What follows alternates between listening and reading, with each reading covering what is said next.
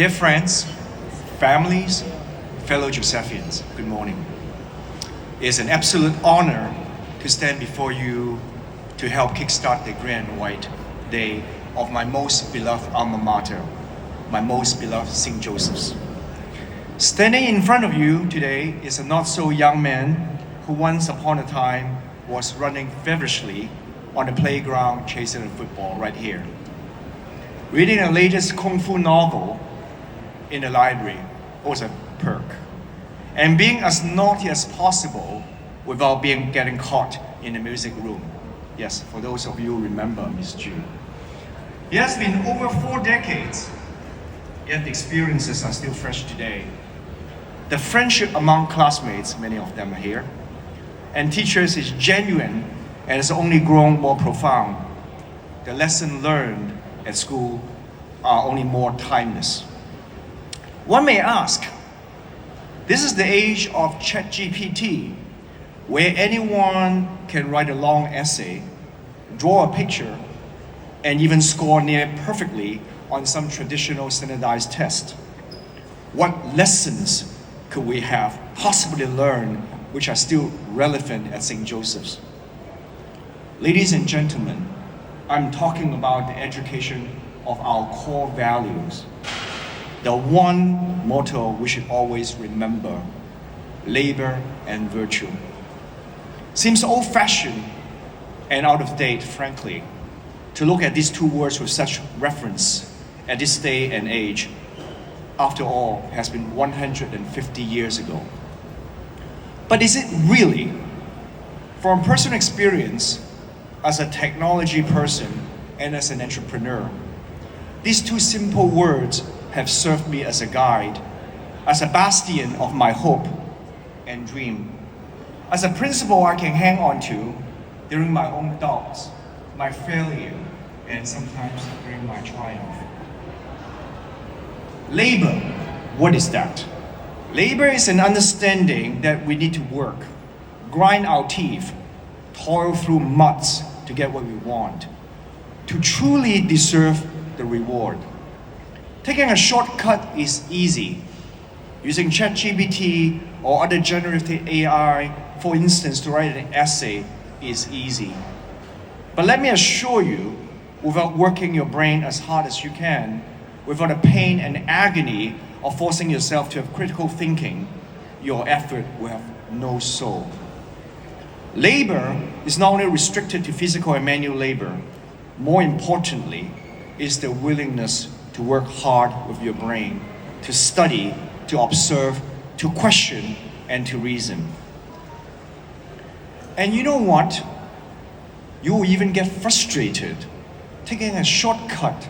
Ironically, in a world full of technological miracles, sometimes you can do a task even better than try it on your own. Alas, don't fall into that trap. Shortcuts leads to nowhere. Don't get me wrong, technology is great. We should embrace technologies. I'm not arguing that we should still use slide rules rather than calculators, or use feather pens rather than computers. We should indeed use technology because they enhance our productivity, as long as they do not diminish our ability to think critically. The recent development of generative AI, for instance, is sometimes something totally different. I like technology, of course. However, generative AI generates. Yes, it can even act as if it is dreaming and creating things, much like what humans do. It is tempting, therefore, to hand over everything. But ladies and gentlemen, that's the danger. You must resist. Gone are the days you can always rely on a good reference book to give you all the answers. Ask AI any question. You'll be happy to give you an answer. Fun as it may seem like a tool, the danger lies in us not thinking whether the answer is correct or not. And this is where St. Joseph's motto of labor comes in. Without labor, we don't deserve the reward. Without actually thinking through, we won't have the knowledge and we won't have the common sense. Yes, it is a lack of common sense that I worry about.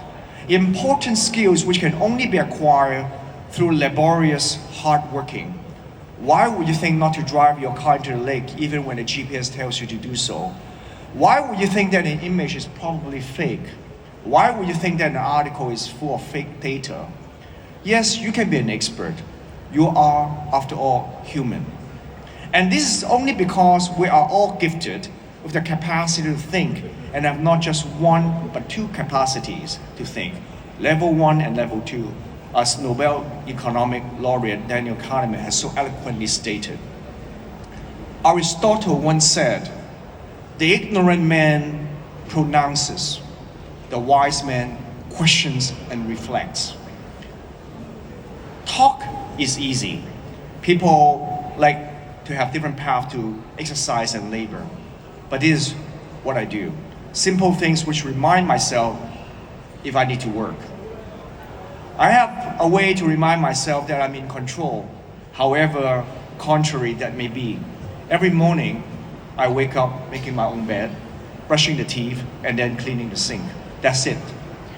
Before the end of the day, I write down a few thoughts as a part of my so-called journal. Frankly, sometimes when I'm so tired, the journal may be reduced down to just a simple emoji. And sometimes, when my computer or phone is not available, I even write down on a piece of paper, tissue paper if that has to be, only to take a picture of it later on when I have time. I did not invent these routines. I'm sure there are many of us who practice similar or even better routines. Do something which fits you. I want to keep telling myself, there are things I can do every day without fail and without any excuse. That brings me to the second part of our St. Joseph's motto, virtual. For that one, while I've never consulted with anyone, I interpret that as a mix of empathy and kindness. To me, that is the ability to do something good. What is the most basic good? To me, that's simply to appreciate others and be kind. It's about doing the right thing. You will be also skeptical as to why the virtue is important, especially in the face of adversity. While labor trains you to think to be a better person, virtue allows you to be a person. Yes, we are people after all. I assure you, we will stumble and fail all the time. And at the same time, there will always be those who would just say, why try so hard? Why bother? Or just jeer and tease you behind your back. If you are sure of what you are about to do, if you know that you have considered and understood that is the right thing, something that you ought to do because this is the way you want to treat your fellow human being, do it because that is a virtuous act. If you see someone fall on the street, would you help?